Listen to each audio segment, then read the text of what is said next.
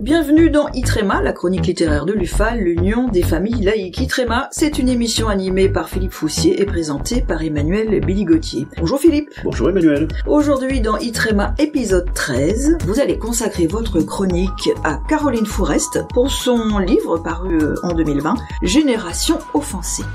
Oui, le sous-titre de ce livre s'intitule « De la police de la culture à la police de la pensée ». Et ce livre, donc, de Caroline Fourest, le dernier, nous raconte l'histoire de petits lynchages ordinaires qui finissent par envahir notre intimité, assigner nos identités et transformer notre vocabulaire, menacer nos échanges. Voilà pour la présentation qu'elle en fait. Nous avons probablement tous en tête le souvenir de tels spectacles censurés ou de telles productions littéraires contestées. L'un des mérites de ce livre consiste déjà à en dresser, sinon une liste exhaustive, du moins à illustrer le propos à travers de nombreux exemples.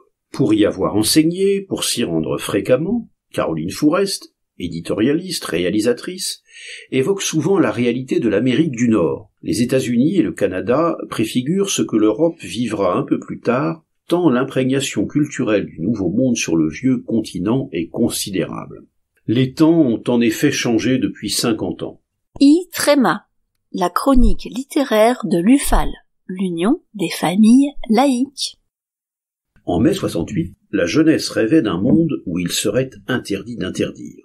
La nouvelle génération ne songe qu'à censurer ce qui la froisse sous l'offense, remarque Caroline Fourest, qui souligne l'inversion des rôles. Jadis, dit-elle, la censure venait de la droite conservatrice et moraliste. Désormais, elle surgit de la gauche, ou plutôt d'une certaine gauche, moraliste et identitaire. Elle en détaille donc les exemples, en particulier s'agissant du concept d'appropriation culturelle, qui dénie à des personnes le droit d'arborer des tresses, par exemple, dans ses cheveux, de proposer un menu asiatique dans une cantine, d'organiser des cours de yoga ou de suggérer l'étude d'une œuvre littéraire ou artistique. La parole est ainsi confisquée selon l'origine, le genre ou la couleur de peau.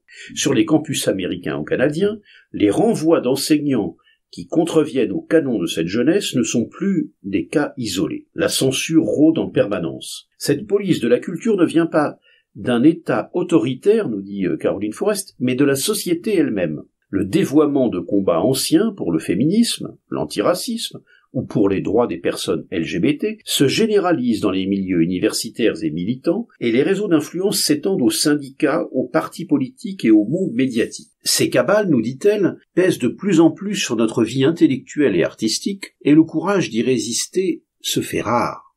En France aussi. En effet, les exemples sont multiples de telle ou telle institution qui cède à la menace de groupes de pression. Les inquisiteurs de l'appropriation culturelle, nous dit Caroline Fourest, fonctionnent comme les intégristes. Leur but est de garder le monopole de la représentation de la foi en interdisant aux autres de peindre ou dessiner leur religion, dit-elle, montrant comment l'obsession racialiste habite la plupart du temps les motivations des censeurs. L'identité est le maître mot de ces fanatiques de l'ethnicité, le séparatisme est leur projet, l'approche par l'intersectionnalité, leur caution académique. Et les exemples, en effet, sont légion, mais la manière dont la pièce Kanata d'Ariane Mnouchkine, qui dépeint l'oppression des peuples autochtones, a été censurée au Canada, en dit long sur la façon dont cette gauche identitaire menace clairement la liberté d'expression au nom de sa vérité. Que la troupe du Théâtre du Soleil compte 24 nationalités,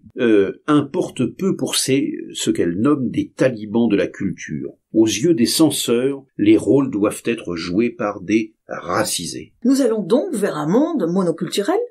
Oui, en effet, le multiculturalisme institutionnel de l'Amérique du Nord a bien entendu favorisé cette évolution. La manière dont il répand son influence en Europe et en France même nous prépare à de funestes perspectives. Caroline Fourest montre ainsi comment des mouvements comme la Brigade anti-négrophobie, le CRAN ou le Parti des indigènes de la République propagent leur manière d'appréhender le monde. Les connexions avec l'islamisme sont légion pour ces promoteurs de ce monde justement qu'elle qualifie de monoculturel qui rêve de retribalisation du monde. En France, ces thuriféraires convient dans leur débat un certain nombre d'intervenants, hélas trop connus, mais font volontiers interdire la pièce de Charb ou encore le chroniqueur et journaliste Mohamed Sifaoui.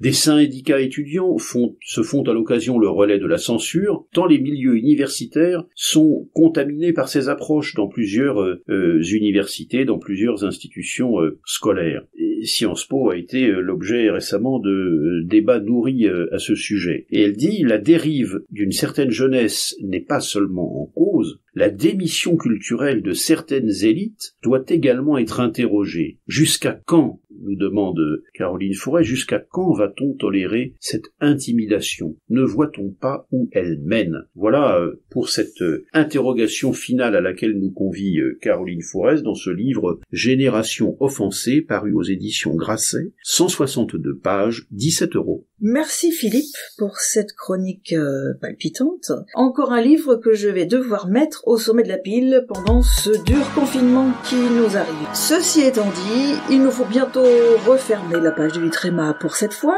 Je vous retrouve la semaine prochaine, Philippe. Avec plaisir, Emmanuel. À bientôt. À bientôt.